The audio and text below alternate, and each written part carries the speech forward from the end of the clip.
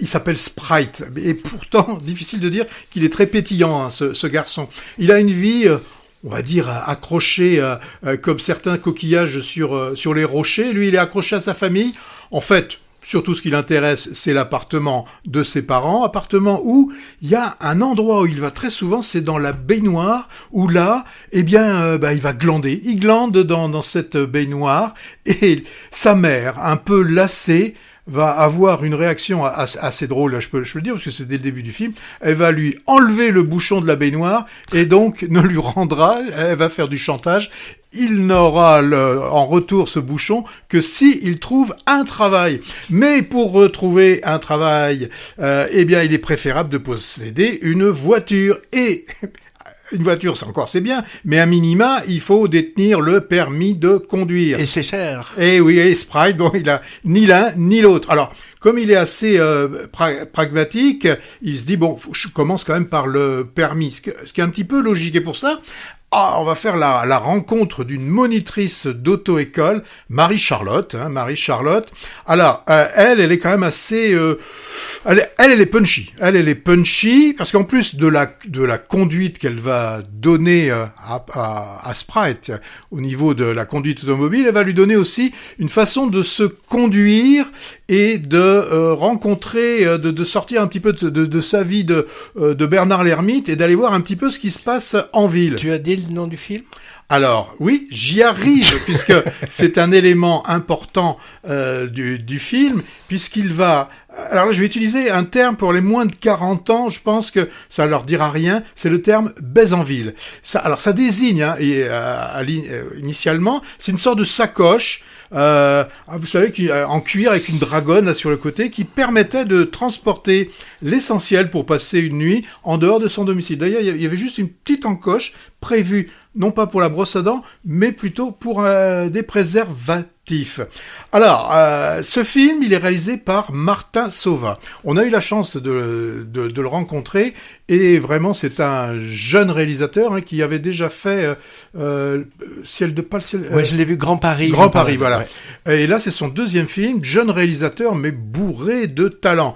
Il est tellement bourré de talent que c'est lui qui interprète le rôle principal avec justesse et beaucoup d'humour pour ce Sprite. Alors moi je dirais que la grande qualité de ce film est de transformer au final des situations assez banales en des scènes qui sont plus cocasses les unes que les autres, et avec, ça j'ai bien aimé, avec une vision très poétique et de ce qu'il connaît le mieux, ce garçon, c'est la vie tranquille d'une banlieue, sa banlieue. Shell. Ouais, et il la filme, mais avec une authenticité rare. On le voit, il y a de nombreux travelling où on le voit, puisqu'il marche beaucoup, il est obligé, au début, n'ayant pas le permis, il est obligé de marcher beaucoup. On le voit aller, par exemple, au RER. On sent qu'il aime ce qu'il est en train de filmer.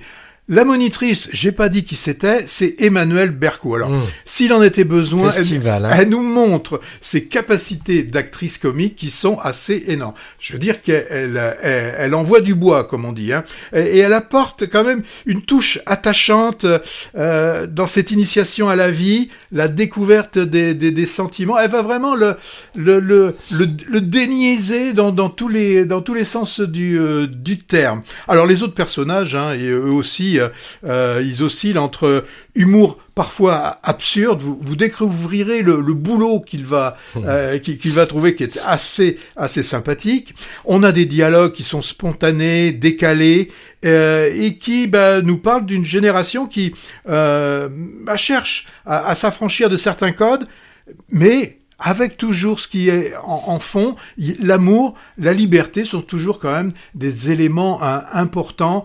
dans les films, dans la vie en général. Alors, le titre pourrait repousser certains, baise en ville. Bon, c'est absolument pas un film qui serait centré sur une sexualité brute.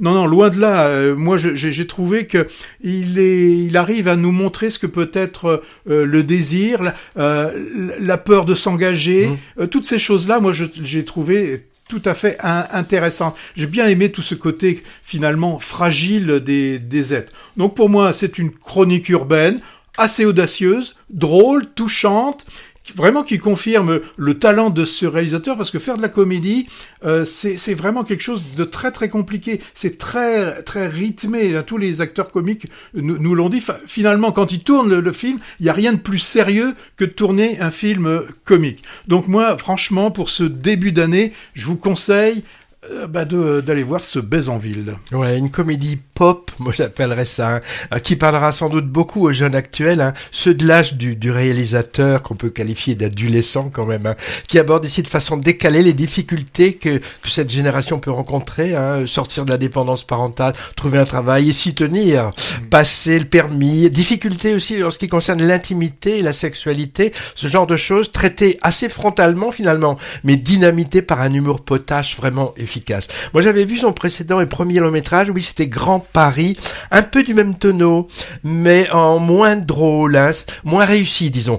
C'était deux jeunes glandeurs de la banlieue parisienne, suivis le temps d'une folle nuit aux quatre coins de l'Île-de-France, à galérer dans les transports en commun. C'était avec le même Martin Jova, c'est-à-dire le réalisateur lui-même, et William Lebguil aussi. Oui. Là, il monte en grade, il pourrait bien faire un malheur avec, en plus, un bagou, une sincérité désarmante et une drôlerie irrésistible quand il parle de son film et de son parcours avec le public, comme il l'a fait par exemple pour nous à Auch et à Sarlat. C'est une vraie bête de scène.